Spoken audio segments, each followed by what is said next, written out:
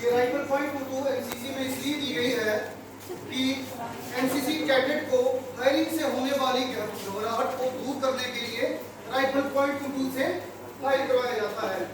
तो आपके अपने जो आपके फाइनल पेपर होंगे ए सर्टिफिकेट के, उसमें ये क्वेश्चन आएगा कि राइफल पॉइंट 22 का फायर कैडेट को किस लिए करवाया जाता है। तो उसमें 3-4 ऑप्शन आ जाएंगे।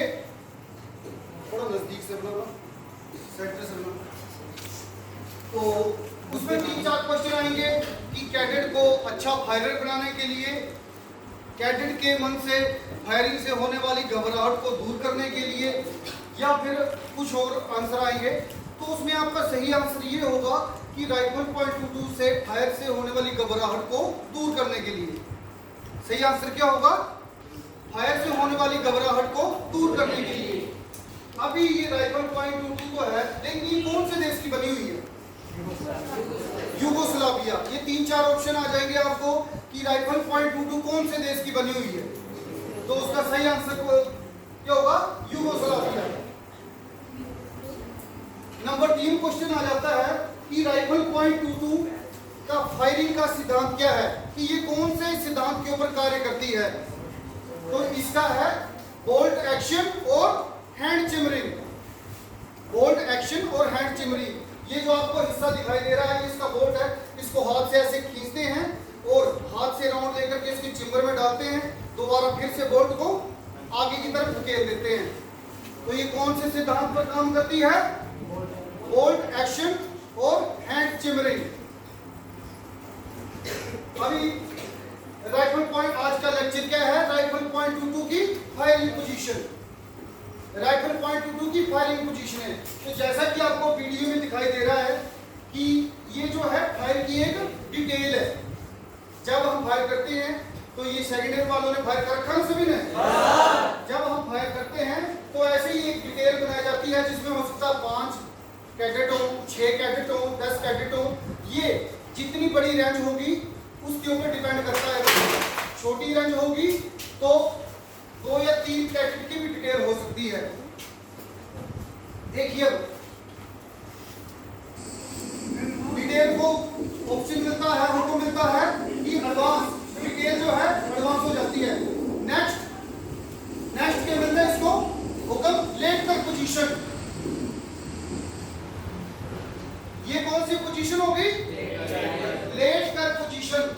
ध्यान दें कि राइफल पॉइंट 22 से 4 किस्म से फायर किया जाता है। 4 पोजीशनों से फायर किया जाता है, जिसमें से सबसे पहली किस्म है लेट कर पोजीशन। ये देखिए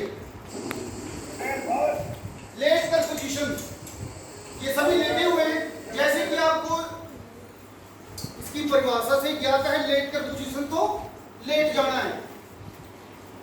फौजी भाषा में हम लेट कर पोजीशन कब करते हैं? जब ग्राउंड बिल्कुल समतल हो और आड़ 1 फुट से कम हो या ना के बराबर हो। जब हम दुश्मन को फायर करते हैं लेट कर पोजीशन से, तो सिंपल मैदान होता है, प्लेन मैदान होता है, और आड़ जो है 1 फुट से कम हो या फिर ना के बराबर हो, कोई आड़ ना हो, तब हम लेट कर पोजीशन से फायर करते हैं। क्योंकि जब हम लेट कर पोजीशन से फायर करेंगे तो सिर्फ दुश्मन को हमारा क्या दिखाई देगा?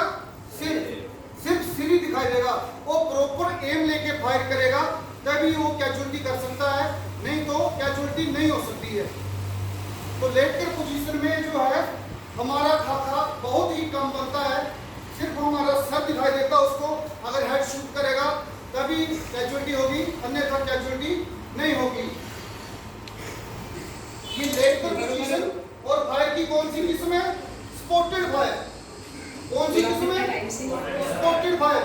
जब हम किसी चीज की मदद लेकर के फायर गिराते हैं उसे हम कहते हैं स्पॉटेड फायर। यहाँ पर किस चीज की मदद ली गई है? सैंड बैग की। ठीक है, अगर ये सैंड बैग नहीं होता तब हम कैसे करना था फायर? हमारी जो ये लेफ्ट वाली बाजू है वो नीचे जमीन पर लगनी थी। ठीक है, नीचे जमीन पर लगनी थी और फायर की किस्म हो जानी ही अनस्पॉटेड फायर। हम किसी चीज की मदद नहीं ले रहे हैं, हम खुद अपनी बाजू की मदद ले रहे हैं। तो लेट कर पोजीशन में 2 किस्म से फायर होता है, एक स्पॉटेड और एक अनस्पॉटेड फायर। तो ये कौन सी किस्म है? Spotted fire.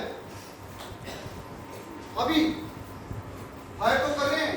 अब क्लास में को ये बताए कि राइफल .22 का कारगर रेंज कितना है? सेकेंड ईयर वाले बिल्कुल दुरुस्त बताया आपने। राइफल .22 का कारगर गज 25 गज है। कारगर रेंज 25 गज। अभी इसी राइफल से नंबर 2 पोजीशन कौन सी होगी? Kneeling position. नीलिंग पोजीशन कैसे होती है? क्लास ध्यान दें। दायां घुटना जमीन पर लगा हुआ और बायां घुटना, इधर देखिए क्लास, बायां घुटना ऐसे टारगेट की सेज में। और जब हम अपने सेम पोजीशन, ये पोजीशन होगी नीलिंग पोजीशन।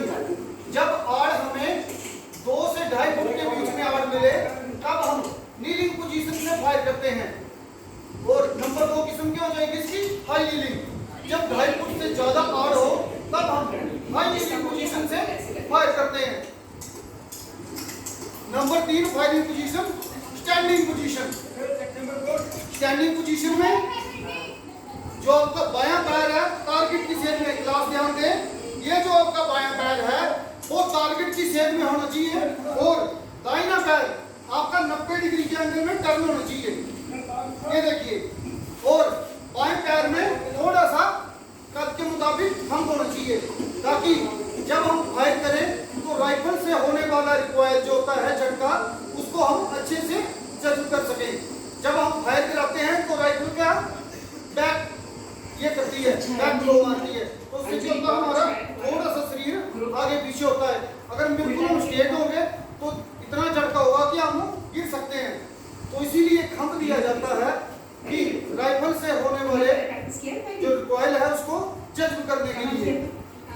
नंबर 4 पोजीशन कौन सी है? Sitting position. नंबर 4 पोजीशन कौन सी है? Sitting position. डेमो दो सिटिंग पोजीशन का। इधर इधर इस साइड करो, क्लास की तरफ मूव करो। सिटिंग पोजीशन, ये मान लो राइफल है। सिटिंग दोनों डाल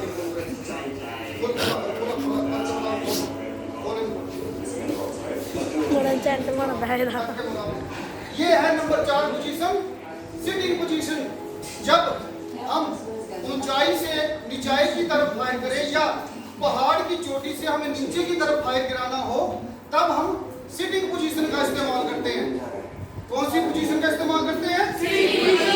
ये देखिए कैसे डेमो दे रहा है सिटिंग पोजीशन का। खड़े हो। तो क्लास मेरे को ये बताए कि राइफल .22 की फायरिंग पोजीशन कितनी है? कितनी है? 4। कौन कौन सी? और एक कैडेट खड़े होकर बताओ, चारों की चारों बताओ, खड़ा करके चारों की चारों पोजीशन कौन कौन सी है?